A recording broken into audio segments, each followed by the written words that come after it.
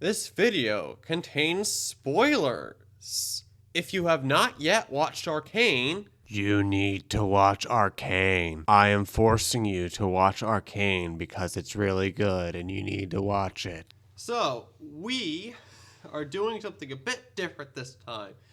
No elaborate editing, just talking about a thing we just watched. With me is my dad. Say hello. You can't just wave, you have to say hello. Hello. Okay, that's good enough. Okay, so we just finished watching Act 1 of Season 2 of Arcane, but before we talk about that, how about you go first? What were your thoughts on Arcane Season 1? If you remember any of it. I was just glad they didn't strip the humanity out of Jinx yet. I mean, let's not get into Season 2 yet. What are your thoughts on Season 1?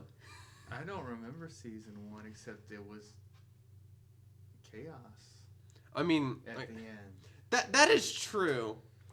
But like my thoughts on Season 1 is that it was really, really tight in basically every area. Like everything sort of just flowed and like, everything felt like they actually like thought about it, which is a lot more than I could say for some other things I've had the luxury of consuming. I say ironically.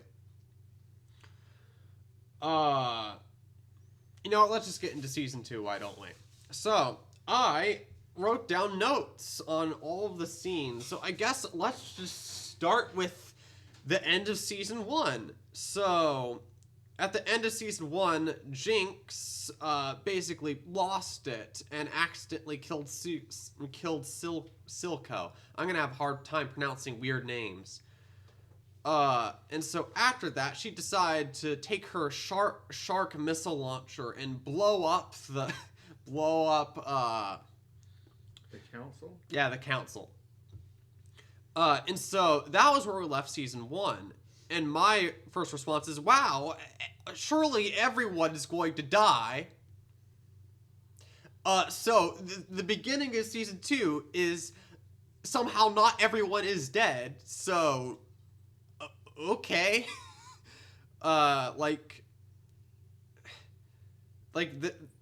Okay, to be fair, robot dude, man with beard, and Kate's mom did die. So it's not like this was a bloodless tragedy. But like, counselor voiced by Josh Keaton, he's disabled now. He doesn't have the use of his legs, and like, but other than that, like, Victor was in critical condition, but like Jace and Mel, like I thought Mel was going to die, but she's still around apparently. Okay. I don't know why she wasn't in the marketing then. I guess they're planning on doing something with her that they don't want to spoil. But, okay, so, like, the immediate aftermath is Jace discovers that Victor is in critical condition, and he basically just races through the hallways to find the Hex Core to try to bring him back, and that's going to be a thing. You have any commentary to add there? No. Yeah. Not. And so... I it's not really like the biggest flaw, but Arcane has had a bit of a weird problem with plot armor.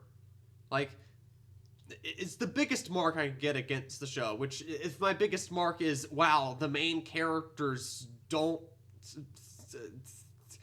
Like, if plot armor is the biggest problem you have with your show, you have a pretty good show. But anyway, so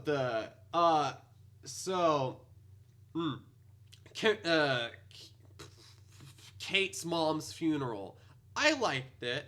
Very stylistic, very black and white and sketchy. They're really experimenting with the art style. So to be fair, they experimented with art styles last time around too. uh, yeah, there's a lot of that energy that was in the Misfit Toys music video is just all over Act 1 of this season, which, you know, I appreciate that. But yeah, Caitlin is very sad and mad about the fact that her mom got murdered. So, well, assassinated, I guess, is technically the proper term because politicians. And so right after that is the reconvening of the council. And so my concern with this scene going in, which thankfully this concern was evaded, is that wow, we are sure really quick we need to go into war with the Undercity. Like, yeah, a terrorist blew up the council. You probably would want to retaliate after that. But this show has been really good at being a bit more nuanced than, well, let's just hit force with force immediately without any consideration. Thankfully, more stuff happens in between now and full-out war, so that's not a problem. So, after the council reconvening, so Josh Keaton, counselor, I wrote down his name. His name is Sallow. So Sallow was a non-character in season 1, but apparently they're going to do stuff with him now. So okay, I'm interested to see where that goes. Wait till we get to the end of this act. So immediately after the council reconvenes and everyone just is like, the compromise, I love compromises, is that, yes, we do show force to Zahn. Is it technically Zahn yet? They don't really have independence, so I'm just going to say the Undercity. It's fine, Undercity. Yeah, so they're going to show so Josh Keaton, counselor, wants to show force to the Undercity. And Bessa also wants to show force to the Undercity. Wrath must meet wrath. I'm pretty sure that's a verbatim quote. And so Mel decides to do some politicking, and she convinces them to not go out full-out war and just to specifically target Jinx. Also, she takes the Hex Tech weaponry off the table, which, you know, that's a nice moment for her. And what did I say right when that happened? I don't remember specifically what you said when that happened. I said her mom doesn't like that and she's got a plan. Oh, yes, she definitely had a plan. Do you think that's the moment? Actually, we're getting ahead of ourselves. But immediately after that is another scene of mourning with Caitlin and her dad, and this is a setup for later. Her dad gives her the key thing to the family archive, I guess is what it is. It's some sort of library thing. It was some kind of archive that was passed down from generation to generation, yes. Yeah. Specifically for her daughter. But we'll get to the details of that when we get to episode 3. We're going to be jumping. Don't get ahead of ourselves. But anyway, so Caitlin and her dad talk a bit, but it's mostly just words. But anyway, so Vi is sulking off in the corner because, you know, Vi's got a Vi. But eventually, Caitlin talks to her, and she tries to get Vi to join the Enforcers, which is something that Vi is obviously not too keen on doing because the Enforcers killed her parents. Back at the prologue of episode 1. That was so long ago. At first, I thought this whole arguing and breakup scene happened a bit too fast, but I watched it a second time, and honestly, I don't know what I was thinking. The scene is fine. sometimes you just have to double check because your first gut feeling sometimes is off. But anyway, so after this, Vi basically sulks in the rainy alleyways and comes across this other guy, and they drink a lot of alcohol apparently.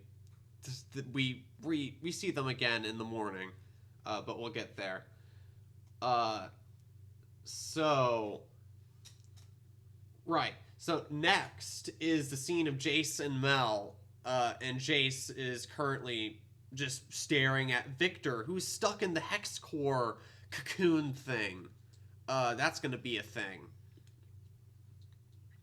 So this is the point where Mel is basically telling Jace what happened at the council, and she reveals that she went out of her way to make sure they weren't going to weaponize hex tech, which again, it's a nice moment for her.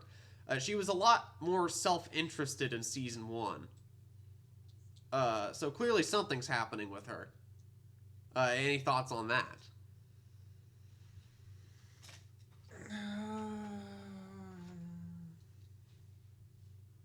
No. Okay.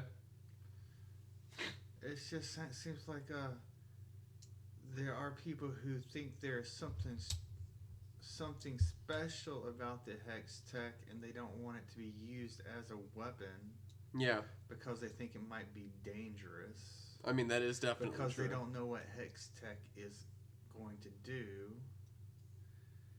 And then you have the military who just wants to have bigger guns,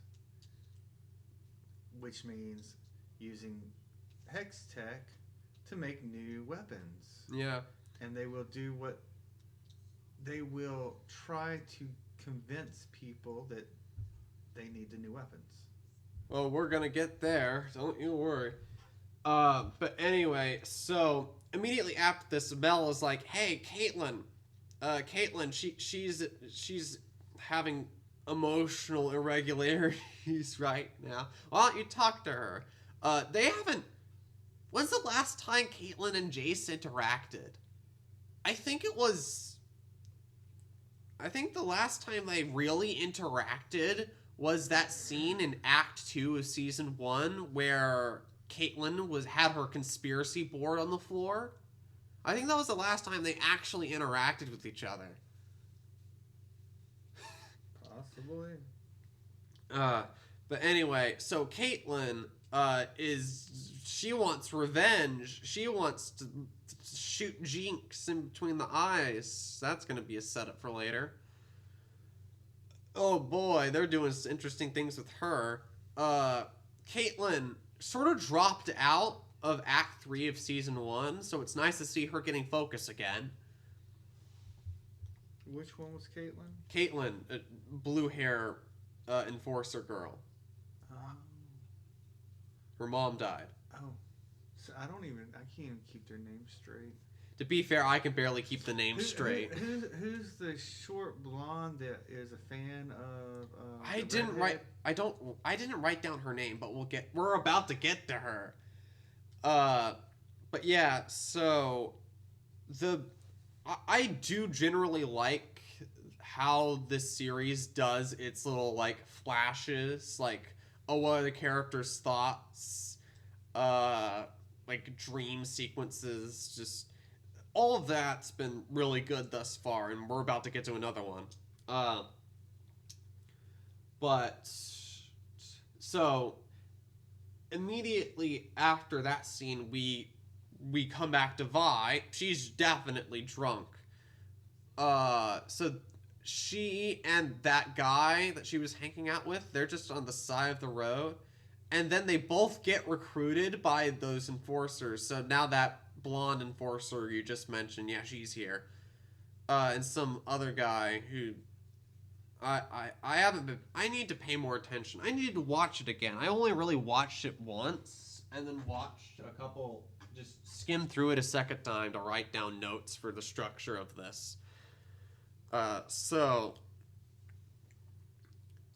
the basic gist of how I interpreted the scene is Vi flat out refused the proposal to join the Enforcers. And then these guys come up, is like, oh, we're your big fans. You did all these cool things. Oh, you'd be perfect. Oh, Caitlin likes you. And it's just like, oh, are they trying to guilt trip her into changing her mind? Is that what's going on? I think that might be what's going on. Might have been. I think it was more of a, look, I'm inspired by you. I would like to work with you, and I was excited when I saw that she wanted to be an enforcer. To be fair, she didn't want to be enforcer, so that wasn't exactly true. Yeah, but that's not what the girl thought when she saw her in the line to become an enforcer. Oh yeah, I like the line. How do you know who I am? It's literally written on your face. That was funny. Yeah. It's like those kids in private schools going around town, and it's like someone says their name. It's like, how'd you know my name?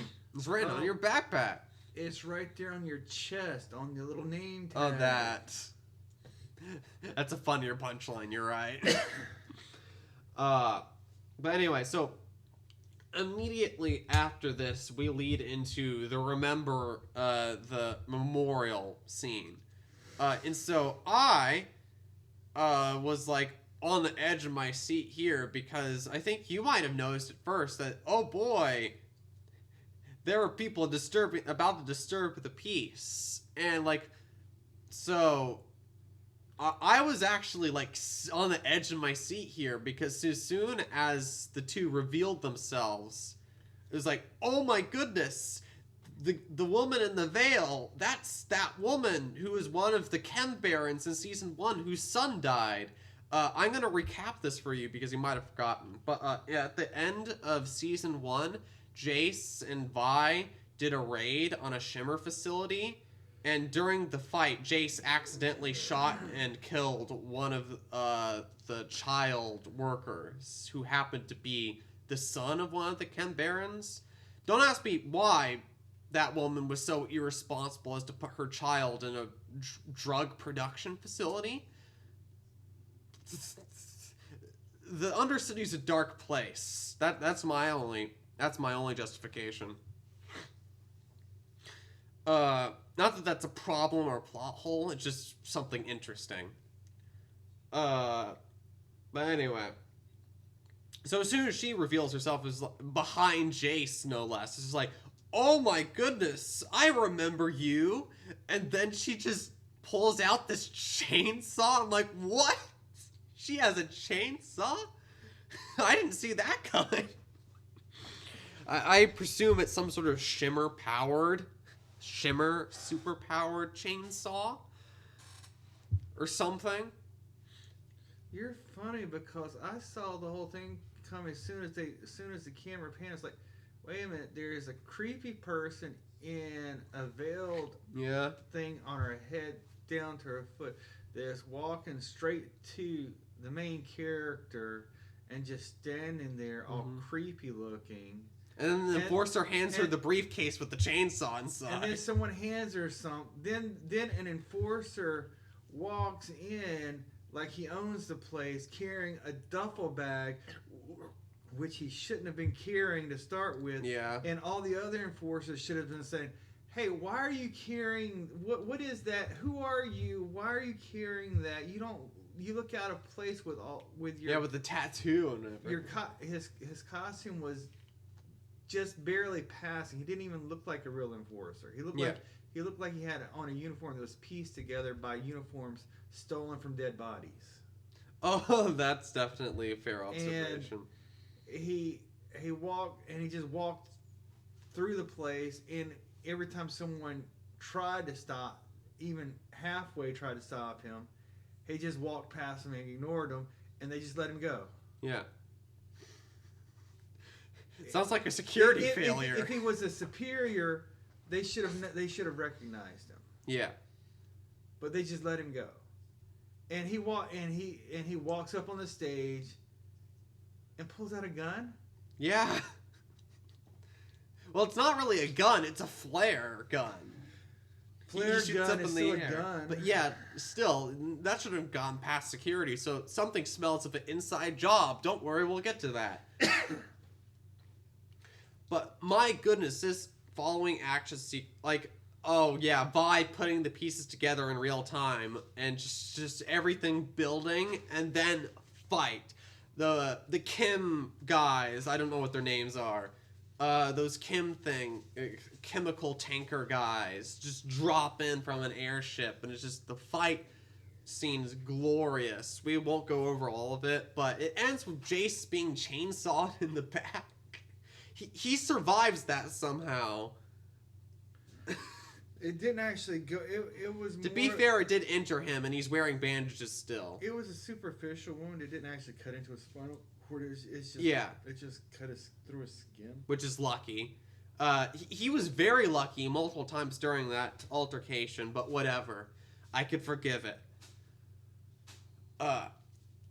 Though I really wish we would tone down the plot armor at some point, but whatever. Anyway, so this fight basically ends with Vi and Jace teaming up together to use the hammer laser cannon to try to take out the last Kim tank. But that wasn't necessary, because Ambessa shows up conveniently at the last possible second to save them all with her army. You caught on to this faster than I did. You thought that was mighty suspicious as soon as you saw it happen, right? Well, I suspected her of having ulterior motives from the opening scene when she was trying to press for advantage in that very opening scene when they were opening up on the in the council room. And of course, she's the military leader. Of course, she wants more power because she has a reason to. She, under the guise of protecting the people, she has a reason to need more power, more authority, so that she can enforce rules and order on the people to keep the peace. She's pulling a bunch of Sheev Palpatine nonsense in this arc, isn't she?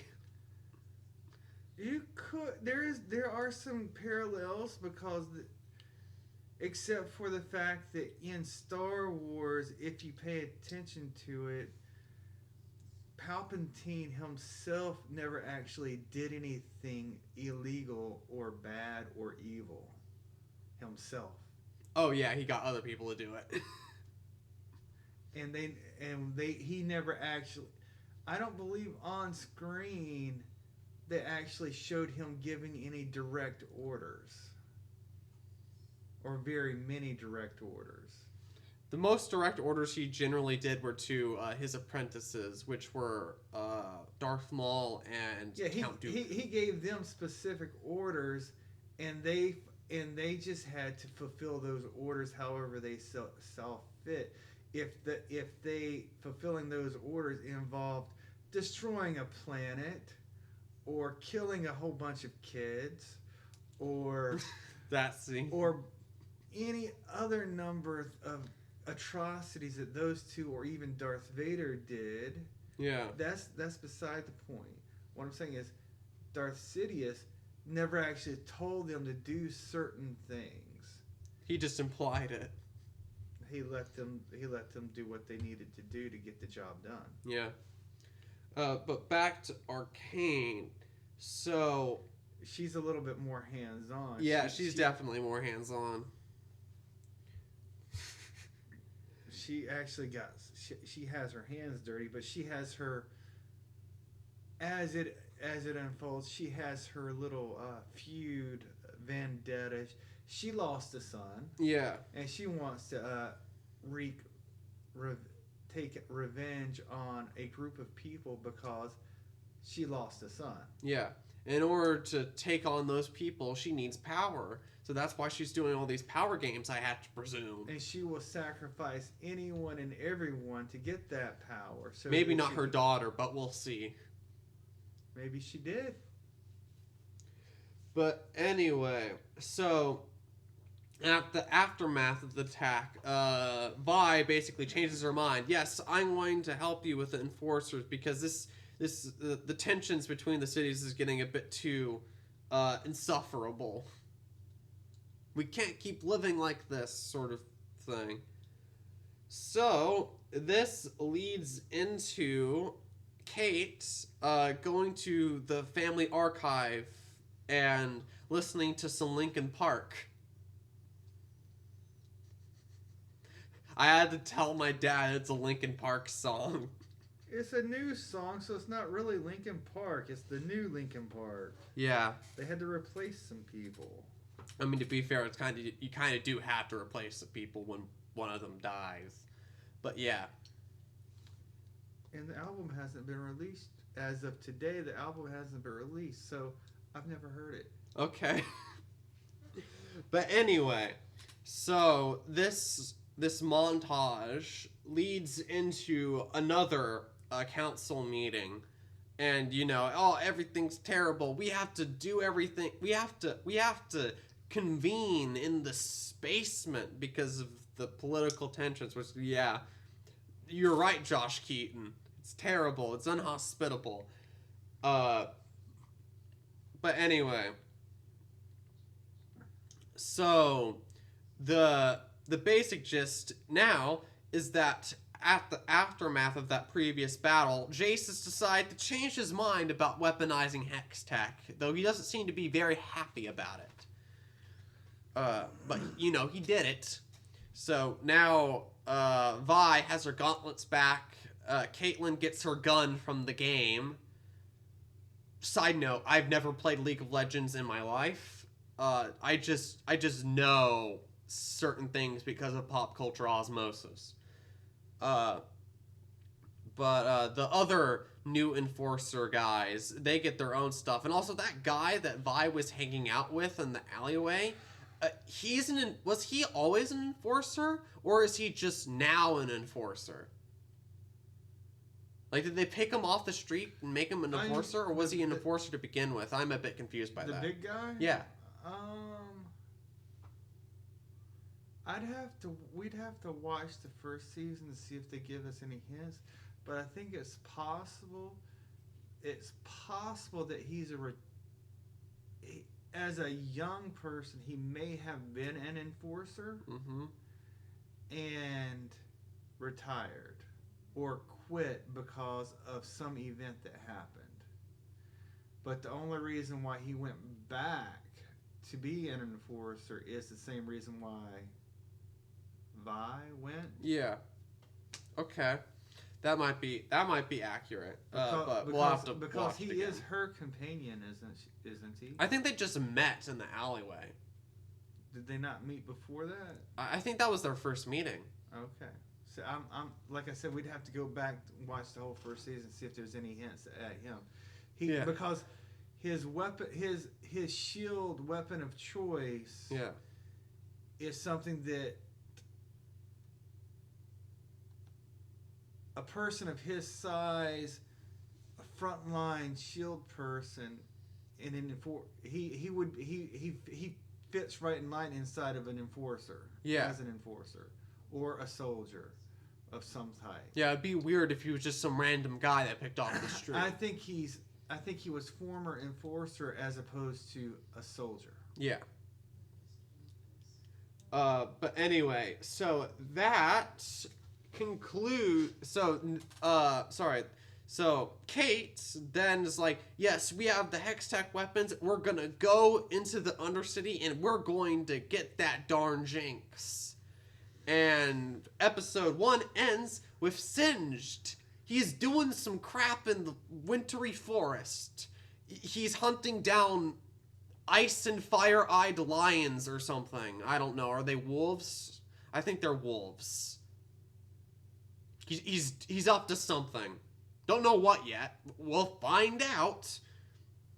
They're gonna be teasing this for a while. Anyway, so yeah, episode 1. It's I wouldn't call it the best episode of the show. It wasn't terrible. It was still really, really good. It's above average for most of the stuff I watch, but it's probably not my favorite Arcane episode. But it's still pretty good. Anyway, so while episode 1 wasn't as high expectations great, thankfully episode 2 and 3 make up for it, because my goodness, episode 2 and 3 are great. Well, for the first one was catch up and set up of events, and then episode 2 and 3 is like, hey, by the way, the other characters in this story, let's show you what they were up to just before the events of episode 1 and during the episode 1 and then shortly after, yeah. So we start with what may or may not be a dream sequence, I'm not sure, of Jinx basically burying leaving Silco's body in the ocean. So either of this is some sort of dream sequence where she's trying to come to terms with his death, or this is a flashback of her literally disposing his body after his death. Because that's the same ocean depths, or like the river depths, that were next to the warehouse at the end of season 1. So that might either be a metaphor or it could be literal. Not quite sure yet.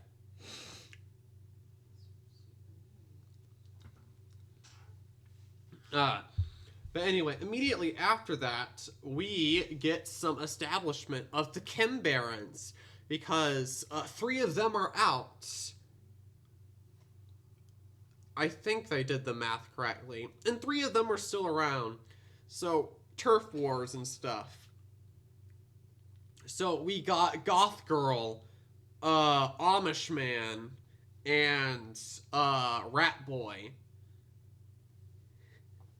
I'm calling him Rat Boy. I don't care if that's not his actual name. I didn't bother to write down his real name. Something SH or something. I don't know. But anyway, so during this establishment montage, which again, music videos in Arcane, more of them please.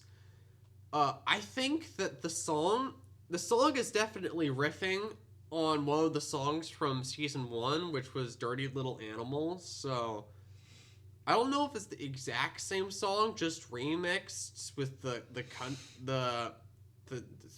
less electronic, more grungy. Not sure if they just use the same chorus or if it's actually just entirely the same song. I'll check later on. But anyway, so after this during this montage, actually, we see a girl running away from some of prim and proper dudes that are one of the gangs that we're now learning about. I don't remember any of these gangs actually showing up in season 1, but maybe I just wasn't paying enough attention to the background. Anyway, so these guys are chasing this girl around, and eventually this girl runs into Jinx as she's wandering around, and so Jinx saves the girl from these thugs, and it's like, oh, that's cute, but also a bit scary because Jinx is still Harley Quinn unhinged.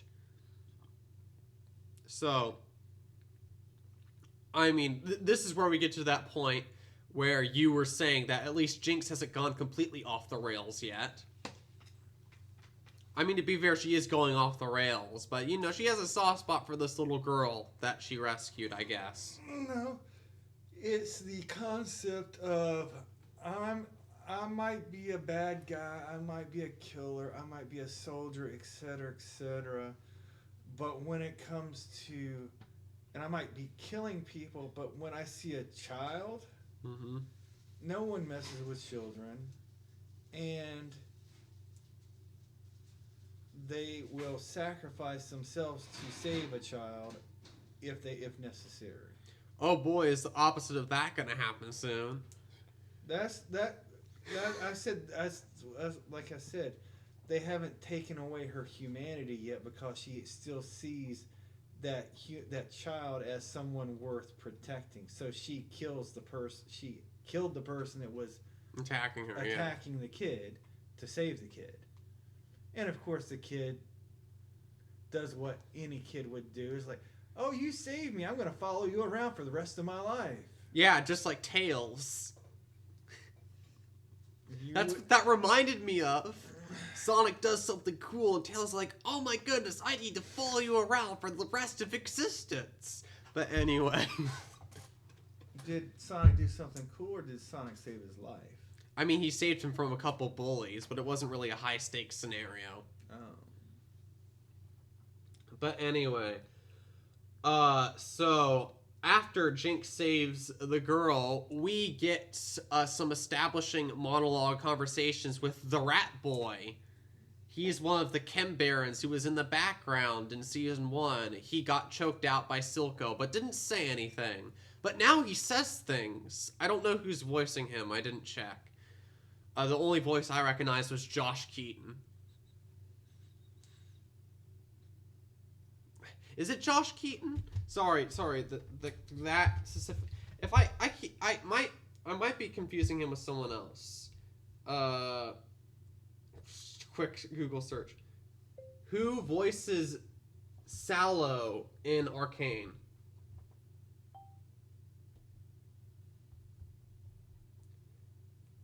Yeah, it's Josh Keaton. I didn't get him mixed up with someone else.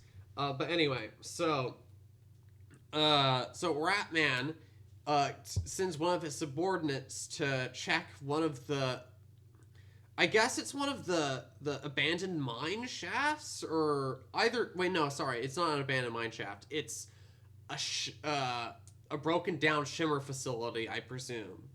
That was your takeaway, right? What's that? That place that was filled with the gray. We'll get to the gray later. That he sent one of his bean counting subordinates into. Yeah. We came to the conclusion that that was a shimmer facility, right? That's what we think it was. Yeah. I mean, if he was there to inspect one of his factories, then that's very likely a shimmer facility. But yeah. If they haven't really told us what the gray comes from. We know it's a byproduct pollution from the production of something, it comes from the mines, I think. Yeah, it's the production of something which is not shimmer. Yeah. There's a lot of question marks around. But we also don't know how shimmer is made. Maybe shimmer is. Well, we do know. We actually do know how shimmer is made. So in Season 1. Singed, the guy who was Victor's mentor that one time when Victor was a child, Singed was taking care of this giant salamander thing, and it is what produces shimmer, or at least that's that's the bioorganism that produced the original strains and first serums of shimmer. But is it possible to use the gray as a part of the creation of shimmer? That's what I'm asking. Maybe the gray mutated that salamander thing. I don't know. We'll find out. But anyway, we see the subordinate being thrown into the facility, and he succumbs to the gray, and we see, oh, spooky glowing eyes. Oh, what's that? So I like the suspense. I really like the episode 2 is from the Undercity's perspective, and spoiler alert for later, the gray is being used as a bioweapon by the enforcers. So the Caitlyn's posse are using the gray as a bioweapon against the Chem Barons and Jinx specifically later on. And so I really like how this episode sort of is from the Undercity's perspective. So by extension, the enforcers are now the antagonists from their point of view. I thought that was neat. It's just like, oh, what's going on? Spooky. But anyway.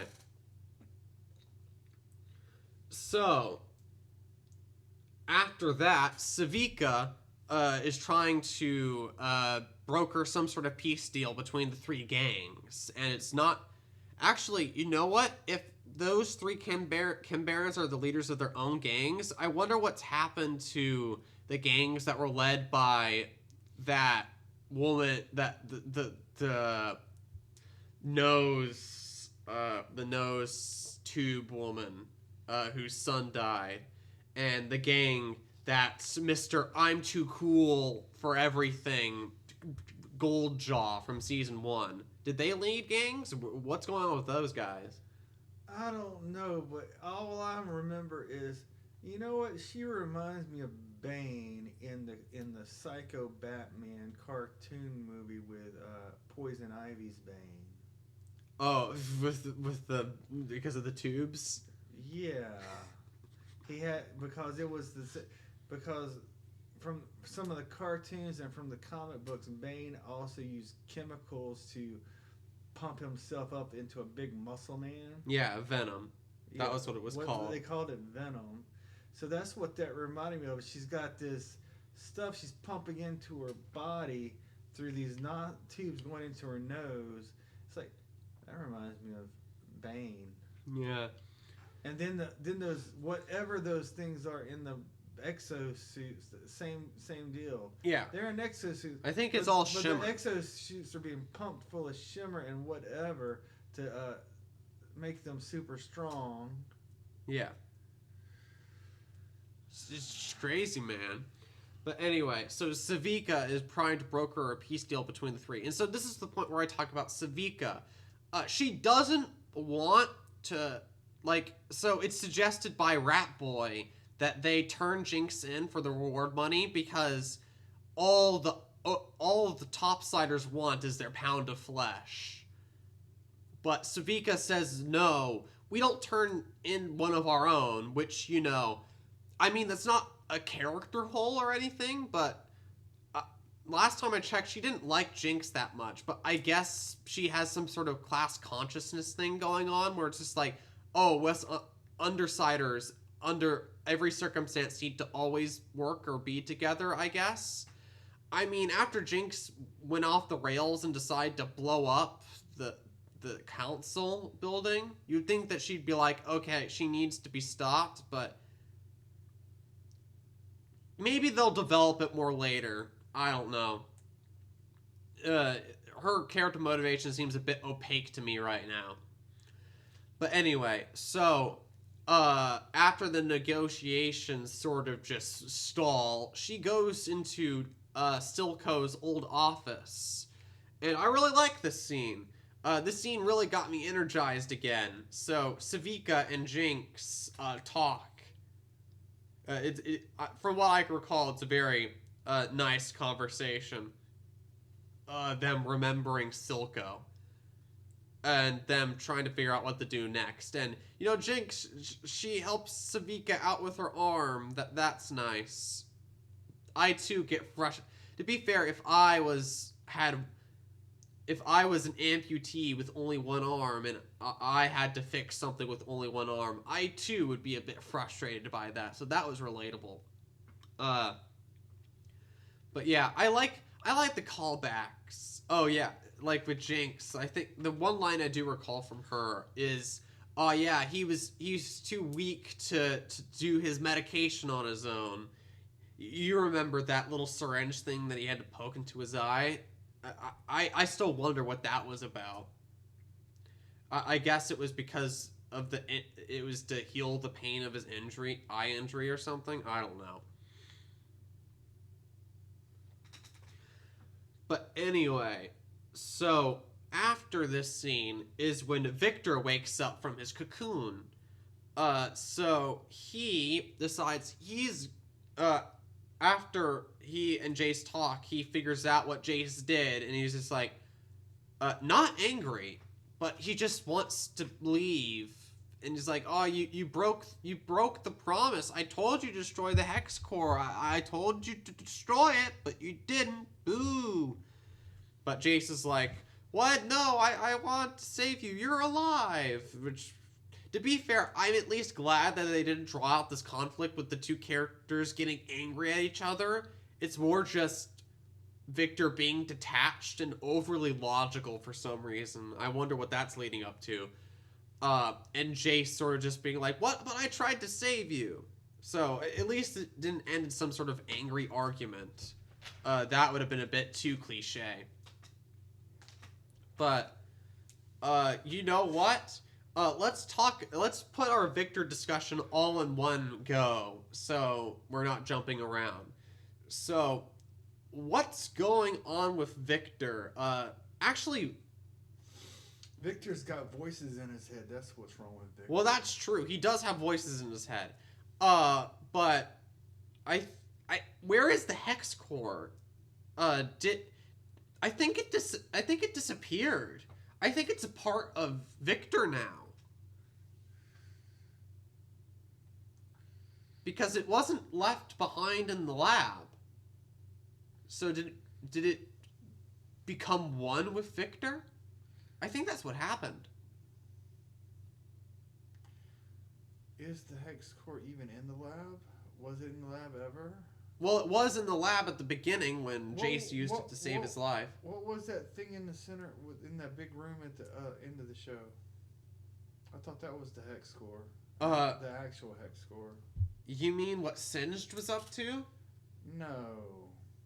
The room. Oh, no, sorry. We're getting ahead of ourselves. No, that's the hex gate. That's the engine for the transport portals that are used above surface. That's not the hex core.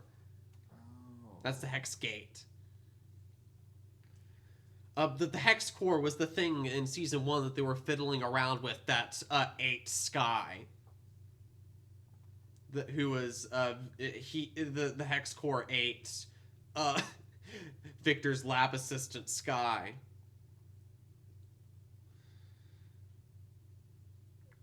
And that's the voice in his head. Yeah, that's the voice in his head. It's either, I think it's the hex core wearing Sky's appearance and voice as a skin suit. Because the hex core is definitely up to something.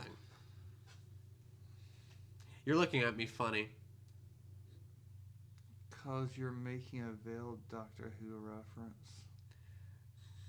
Was the... Oh, right. The farting aliens. No. There are more than one Doctor Who aliens that wear things as skin suits? It wasn't technically a skin suit. It was the bomb...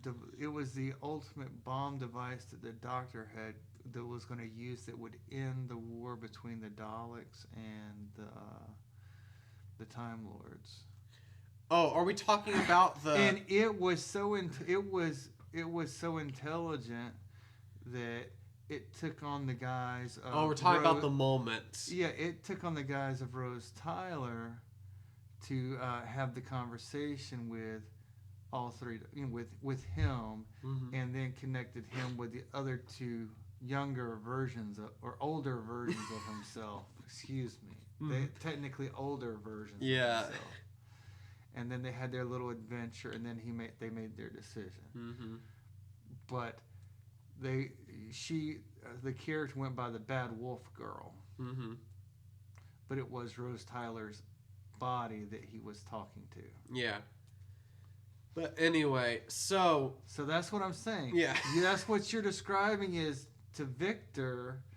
If the hex gate using the image? No, the hex core. Is the hex core using the image of his lost friend to communicate with him? That seems to be what's happening. Or is it his lost friend who is part of the hex core? Now part of the hex core. Honestly, it could go either way at this point. We don't know enough. Okay. I mean, it would be a bit more interesting if she became one with the core, because then she could, she didn't really have much of a character in season 1 because she was more of a prop for Victor's story. So if she's still technically alive, at least now we have the opportunity to characterize her a bit more. But we'll see. But anyway, so he is mad at Victor's mad at Jace because, oh no, I told you to destroy the hex core. It killed Sky. And then basically he's just like, I think what he says is, I'm leaving, and Jason's like, what? But no, we're partners. And then Victor said something that I was like, oh crap. Where he's just like, our paths separated a long time ago. The only reason we've been around each other is because of sentimental reasons. He's just like, oh yeah, the entirety of season 1 was about them not really being in sync with each other because Jace was busy doing politicking and Victor was slaving away in his own lab, dying. And it's just like, oh yeah, that actually is kind of true. Their paths separated a long time ago. That's sad. But Victor then leaves and he goes back to the Undercity and basically just wanders around with his cane, with his walking stick cane and robes, and he basically gets cornered in an alleyway by Puck. You remember Puck, right?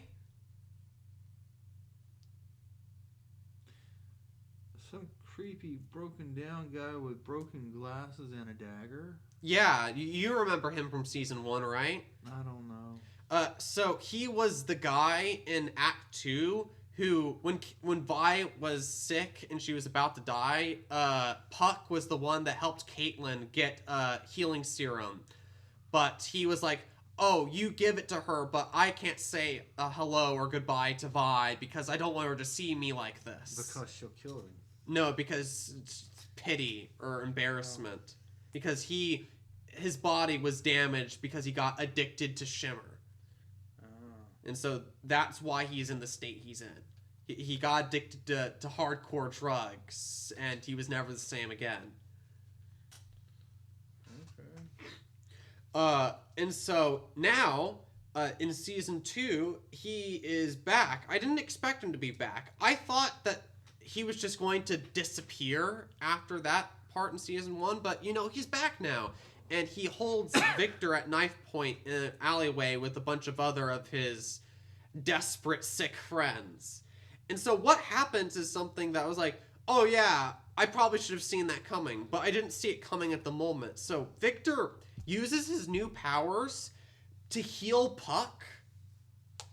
So we're having this whole... We're building up Victor to have this savior complex here. He more than healed Puck, he modified him also. Oh yeah, he modified him.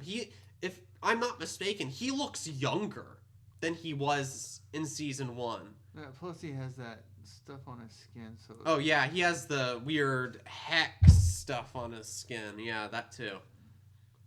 But yeah, I'm interested to see where they go with Victor. At this point, he's probably going to become the leader of some sort of religious cult, which that's what he is in the games, apparently, as I've been told.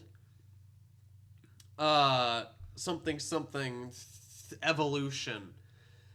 But anyway, so now that we've basically gone over Victor in Act 1, we'll jump back to new arrivals to the underground. I wrote that in the notes. Oh, right. So, after the events of Silco dying, the Undercity has been going through a lot of turmoil. So what are they called? The Fireflies, the Echoes gang and posse. They're basically just funneling as many people into their underground tree base as possible. But unfortunately, their tree is dying. And so, Heimerdinger, the Dinger, he's there, and he basically helps diagnose the problem. Well, he doesn't diagnose the problem. He needs to get some of his old books. So he and Echo sneak into his old lab, which is now Jace's lab. You have any comments on that sequence? I still think it's dumb that a man who could walk in the front door, no questions asked, has to sneak in through the underground. That is a fair point. Granted, that being said, he just didn't want anybody to know he was there, Yeah. so that he wouldn't be hindered, so that he could do what he needed to do and be done with it. Also, there's the question of maybe when he got booted off the council, he just no longer has access to the library. That's a bit of a question mark. Maybe he still has access to it, or he just wanted to sneak in. Don't know. That was very ambiguously left. I mean, it's probably his building. He probably owns it. Yeah, that's a fair point. How can not being on the council have anything to do I mean, unless it's government owned or something. They didn't, like I said, it was ambiguous. They didn't really tell us that. We assumed that it's his building and he owned it. Yeah. But it could be just his lab in name. Yeah. But anyway, so they're sneaking around very sneakily.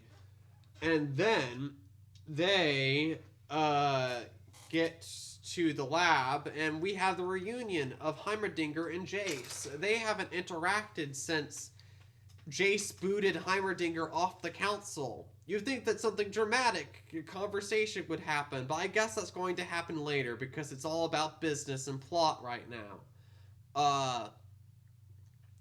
But anyway, so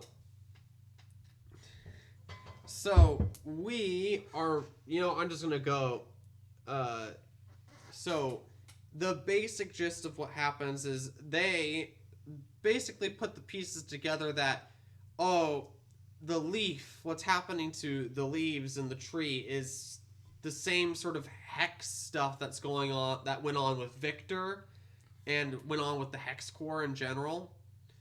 Because what happened to the plants looks exactly like the plant experiments from season 1.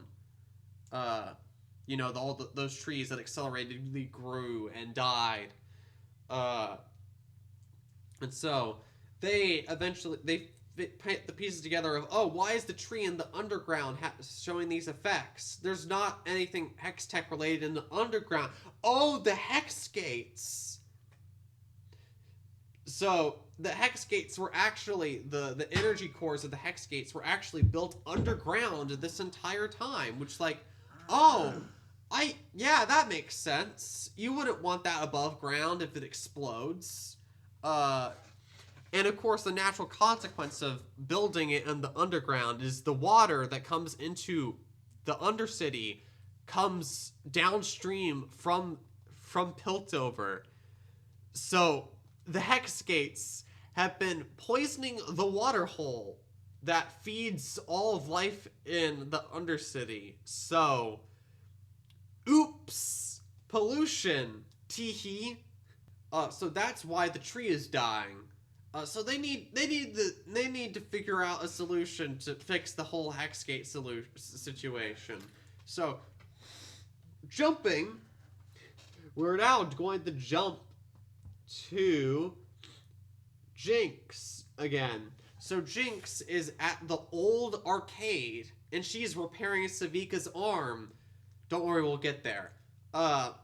So she is just fiddling around with it. She disassembles the old punching bag machine to make the modifications. And then she gets ambushed by the enforcers using the gray. So Kate and her squad basically try to hunt down Jinx, but Jinx is playing hide and seek. Oh boy, I love when poetry rhymes, because this reminds me of the arcade scene in episode 2 of season 1. I like poetry rhyming. But anyway. So, during the sequence, Vi finds a pair of goggles left behind. I think those are Clagger's goggles. Or, they look like Clagger's goggles. Clagger's goggles were broken. These were not. So, I don't know what... Oh, wait, no, sorry. Those were Jinx's goggles that she was wearing. They just happened to be, I guess the same brand as Clagger's was. I mean, I guess that's a nice detail, but anyway. So, uh, Jinx gives them all the slip and leaves, with the arm in tow. And so, the new enforcers sort of failed to get Jinx there. So Jinx runs away, and then she gets ambushed by Rat Boy and his two goons. Because Rat Boy wants to turn her in for the reward money. And then Savika shows up. And then it's like... My goodness, the music videos in this season are going all out. And it's not even... We're only 3 episodes in. Like, the music video action scene battle... I like the song. I wish there was less swearing in it, but I like the song. But anyway, the action sequence ends with Rat Boy getting what's coming to him, and Savika gets her new arm made by Jinx, and this is the part where I go, oh, Jinx made her a new robot arm that's a slot machine, because of course. I love Shadow the Hedgehog. The egg dealer is the most smartly designed Eggman robot ever. Just make all of your attacks work on a slot machine, so it's randomized. I don't think I need to explain why that's silly. Generally, you want to know specifically what your attack is going to do before you do it, but Jinx is crazy, I guess. But this new arm has so many extras on it that if you were to set it up to do it without that randomizer, too many buttons, too many user manuals. I mean, unless you have an AI operating system. And you are a true cyborg. And these aren't true cyborgs in the sense of computer-aided stuff. This is all arcane, mechanical, steampunk gears and mechanisms. So the best thing to do for all of the extras that her new arm can do is, hey, instead of push this button to do that, or push this sequence of buttons to do that, or pull this lever to do that. It's like, pull this lever, see what happens. Mm-hmm. Pull it again, see what happens. Yeah. And doesn't matter how useful whatever happens is, it's going to be good. Yeah. Anyway, my favorite part of this fight is when one of the slot machines pops a speaker out of her shoulder, and then it starts playing Get Jinxed. I remember Get Jinxed. I like that song. I listen to it occasionally. It was in season 1, too. Jinx really likes her own theme song for some reason. But anyway, so after Rat Boy, gets his arm torn off, and is he dead? I think they killed him. I believe they blew his head off after that. They didn't show the event. They just showed green liquid splatter everywhere. Yeah. I like how Arcane leaves things to the imagination most of the time. It helps prevent it from being TVMA, which is nice. But anyway, so, during this fight, Jinx gets some assistance from the girl she saved, which, that's cute, I guess. And so, at this point, Jinx tells Savika, yeah, you want to know what my plan is? I want to watch it all burn, because I'm one of those people that Alfred warned about that wanted to watch the world burn. Alfred? Is that a Batman reference? Yes. In The Dark Knight, sometimes, Bruce, some men just want to watch the world burn. Yeah. But it's also a MacGyver reference. Well, I don't know what MacGyver is. Anyway, let's move on. All right. So we're at the end of episode 2. So Singed is doing some heart surgery. I wonder what this is leading to. Is he gonna bring some? Is he ultimately bringing some dead person back to life? I'm curious. I think that's what's happening. Is he gonna bring a dead person back to life? Only the dead person will be more monster than dead person. I guess we're getting there. I'm curious. Yeah, I know. Me too. The show is keeping us on the edge of our seats. So, episode 2, massive step up in the quality. I really like episode 2. I liked episode 1, but episode 2 was just boom, energy's back. To be fair, episode 1 didn't have a lot of energy because they had to do all the mourning and stuff because people died. So maybe that's an explanation for why this one has more energy by comparison. Anyway. Episode 1 had a lot of explosions. Yeah, I know. Episode 1 had a lot of explosions. Anyway, episode 3. So, now we get our exposition dump on the Gray. So, this is something that was sort of alluded to in season 1.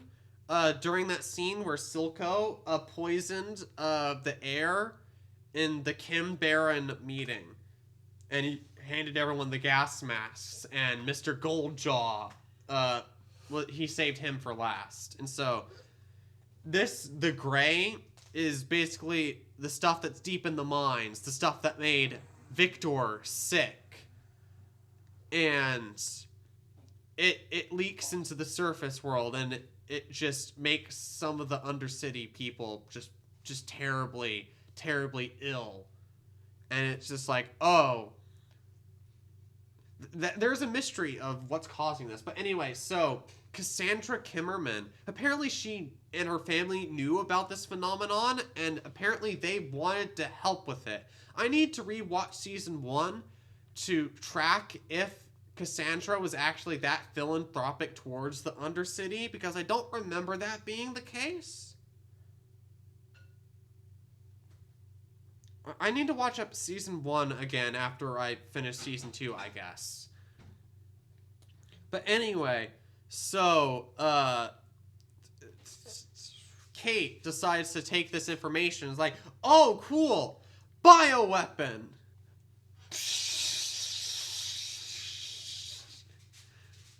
Yeah, so that's dark, but it seems that they're only using it targetedly against confirmed gangsters and Jinx. So it's not like they're nuking the entirety of the Undercity. But, you know, it's still a bit concerning that they're doing this. They're using it for crowd control. Well, that too. But, yeah, it's still not necessarily right. Yeah. To be fair, the situation just sucks, so. But yeah, it's not a great direction. So, yeah, Kate's going down the revenge hole a bit right now. But anyway. Oh, by the way, we start this episode with another music video. I'm loving these music videos. I liked, I didn't realize we're getting more of Misfit toys here. But I probably should have expected it. But anyway, so the first thing after the music video we get is Jinx setting up a trap. So apparently one of Rat Boy's henchmen decided that he just had enough, and then they threw him into this sewer cell with the trap for the enforcers. And he says something that I didn't realize until I rewatched it a second time, but he exposits Jinx, they're doing something. They're rerouting the vents, and that's a setup for later. And I just now noticed that. So it's nice to see that they're setting things up before they happen. Like, this is one of those shows where when you rewatch it, you understand the story more, which is nice. But after this, Vi basically asks Caitlyn to go to the side because she's worried about Caitlyn because Caitlyn's going on a angry revenge quest right now. And so the scene of them talking to each other was it was nice. Vi, understandably, after her entire life of losing people, either by those people dying or becoming monsters, essentially, she's worried that Kate is on the same path as Jinx, essentially. Or at least, like, oh yes, all the people close to me either die or become vengeful, evil psychopaths. Now I think about it, what are you laughing, Dad? No. Oh, okay, you're just, okay. But anyway, so this is a scene where they kiss for the first time. So I guess that confirms it. What, two cartoon characters kissed? Big flippin' deal. I know, it's not really that big of a deal. We've seen this before. But whatever, the relationship hasn't been mishandled thus far, so that's nice. It would be embarrassing if it was, but we haven't gotten to that point, and hopefully never will. But when I say the relationship is mishandled, I mean badly written. Like in Lightyear. I don't know anything about that show. I didn't force you to watch it, did I? I need to rectify that mistake. I have this ability to just not think about it. That is true. Unfortunately, I do not have that ability. Otherwise, I wouldn't have spent 6 hours of video ranting about that one film. But anyway. So now we talk about Ambessa talking to Amara, who is a background character in season 1. She was one of the traitors. Remember that scene where Mel was like, "Hey, Jace, have you heard about this thing called corruption? You should try it sometime." And Amara was one of the people that Jace did the corrupt dealings with in that scene, I'm pretty sure.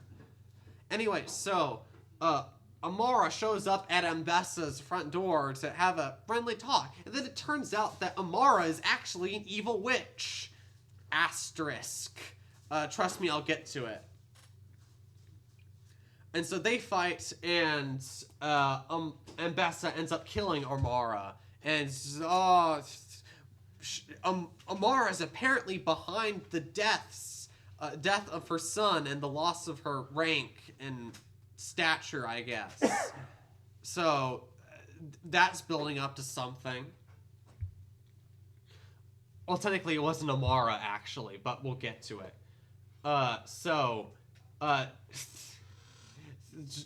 Then we get to Ambessa just breaking into Josh Keaton's apartment while some cat lady is painting his skin with shimmer. It was just like, oh my goodness, is Josh Keaton secretly doing drugs in private? Is he secretly doing the Undercity drugs and he's trying to hide it from everyone? That's what I first thought. But then it turns out that the cat lady was actually a spy who was poisoning him. So I was right in assuming that that was Shimmer. So it's nice to see this is one of those shows where if you pay attention, you'll start to notice the plot before it actually gets revealed explicitly. I'm glad this is still that kind of show.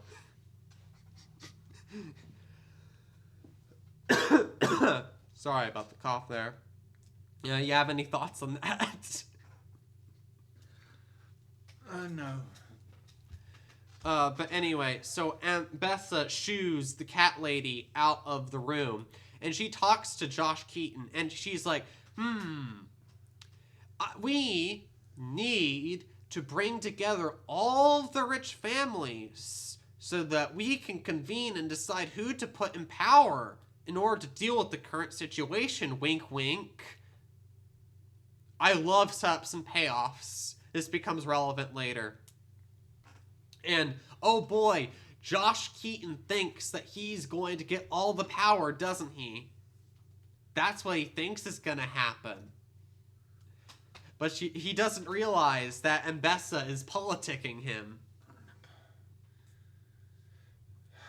Politicking. That's another word for saying preparing to stab him in the back. Yes. But anyway, so Lest is the cat lady. Interesting design. I've liked the fantasy creature designs, but I really wish that less of the main characters were humans, so we could get more of the weird alien designs. But I'll take what I can get. So Lest is a spy hired by Mel, and so Lest gives Mel the information that Amora, something happened to her. Who knows what?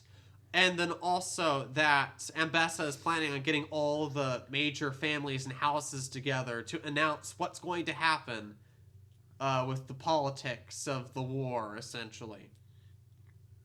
So that's set for later. So then we get a cut away. This is like a 15-second bit of Vi and Caitlin finding out where Jinx is hiding. Like, Jinx is literally pointing a giant arrow to where she is right now. She wants them to find her. This is all according to plan. Anyway, so Jace and we already got ahead of ourselves. We talked about Jace and Echo figuring out what's going on with the Hex Gates when we talked about episode 2. So we got ahead of ourselves, but that's fine. Anyway, so they talked about overusing Hex Tech, which, you know, that's an interesting idea. Overusing what nature has given you. Playing God. They're definitely going to try to do something with that, so I can't wait to see what they do.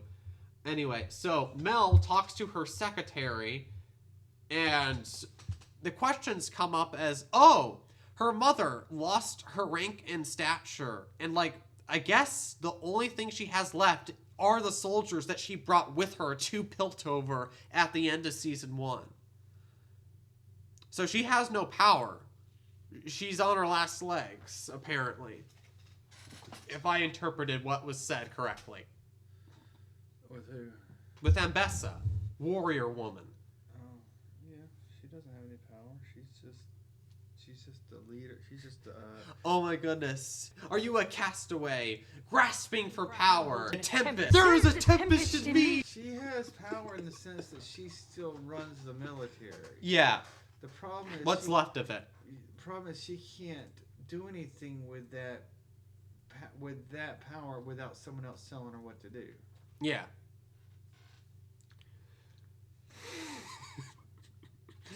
She has no authority to take that military and do something with it. Yeah. But she is the one in control of the military. What's left of it. But yeah. So we also get confirmation that we don't know what happened to Mel's brother. Whoever did it covered their tracks. Maybe it was those Black Rose witch things. We'll see. But anyway. So, now we get the best sequence, because episode 3 is even better than episode 2. This sequence is long, and it's intercut between two things happening at once. So let's talk about the Hex Gates first. Jace, Echo, and Dinger go down to one of the Hex Gates cores, I guess, and they discover that it's doing a bunch of wibbly-wobbly, magic-y nonsense. And they need to destroy it, I guess. Because the what is it called? What was the line? The mutation is trying to survive. It seems that the Hex technology seems to have some sort of mind of its own. Maybe it's trying to get retribution against all the people who dared to abuse it or something. Or maybe it's just on Victor's side, and they're trying to create some sort of Maybe they're trying to evolve the species or something. Like, if Victor's motivation is that he's trying to evolve humanity. Or is it Ruteranmanity? I don't know. Are they humans? Whatever. I think they're humanoid. I mean, definitely. But anyway, so that was really not hard to sum up or long. So let's talk about that battle between Vi and the Enforcers versus Jinx and Savika and that girl. So I'm just going to ask what your thoughts on that action scene was.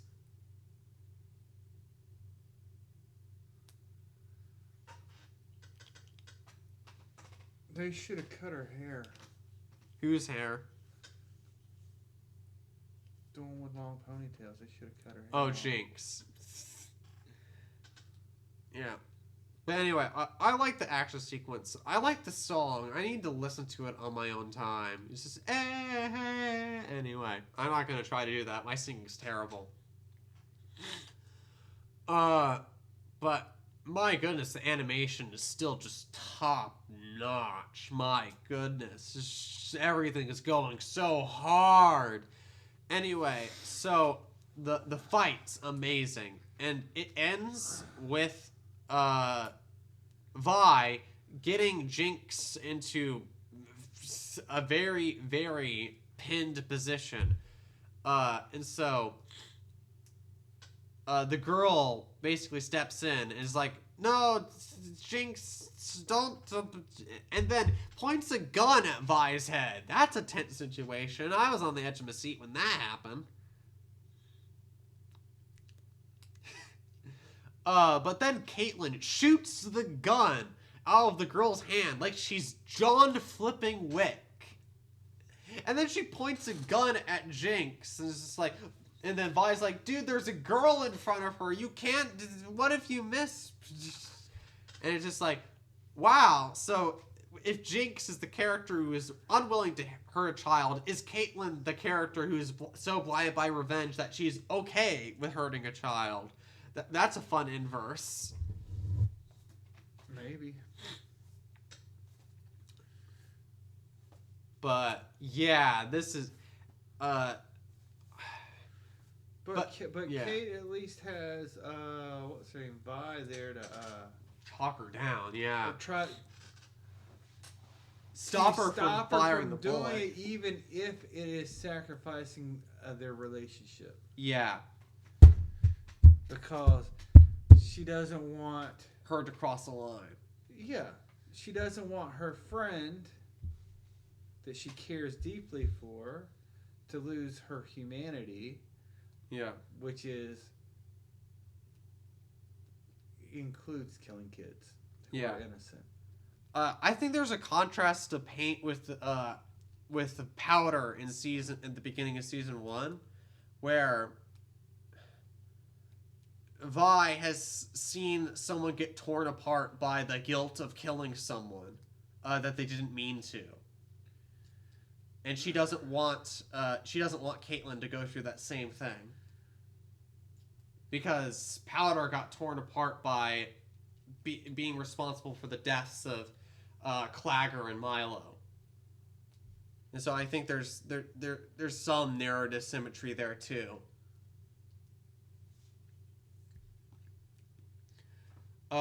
But so Vi stops Caitlyn's bullet with her gauntlet hand, and that gives Savika an opening to have Jinx and the girl and herself get the slip and also reveal their secret weapon. They're going to paint the town blue. They're going to paint the town blue. They paint Piltover blue with clouds of bombs, explosions, and smoke.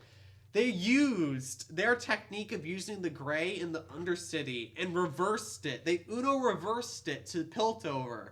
And man, that was a glorious sight to see. And they used paint bombs to color it. Yeah. Jinx special.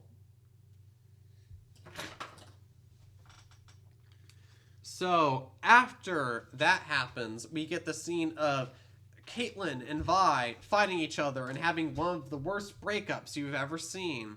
And it's just like, oh, great, this is sad. Not really. But yeah, Vi is at her second act low point. And I'm saying second act low point because if you view this entire show in the 3-act structure, then that means that this is the end of the overall show's second act. I mean, if we're dividing this evenly. How do you know it's not the 4th act?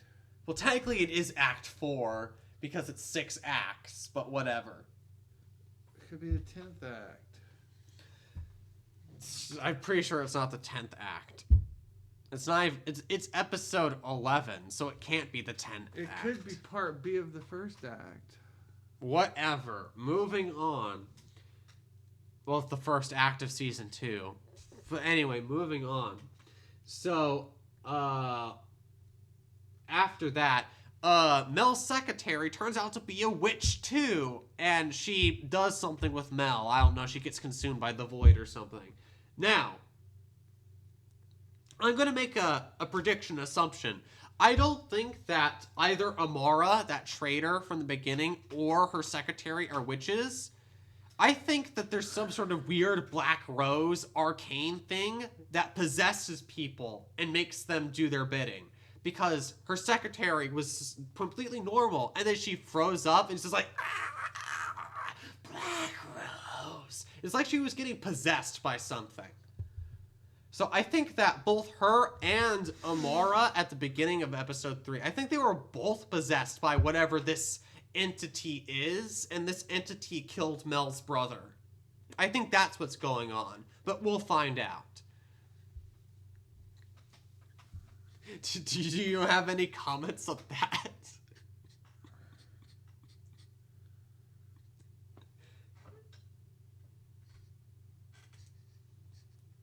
Do you think my voice is terrifying? We are the Daleks. We are superior beings. Yeah, it's about right. And all inferior beings must be deleted. Oh wait a minute, those are Cybermen. Yeah, those are the Cybermen. Exterminate, exterminate, exterminate. But anyway, so so this is basically the final scene of the act. So Ambessa does her politicking, and she's going to give Josh Keaton all the power. Psych! She's going to give Caitlyn the power. She's the new sheriff. Now, I like this moment because it turns out that scene where she was talking to Josh Keaton earlier, she was trying to convince him that she was going to hand him the power, and like this is an entire sequence of Josh Keaton just out of hand. It's like yes, Caitlyn, she's not doing anything, but her surname gives her this aura. It's just like it's intoxicating. Everyone just wants to love her or something.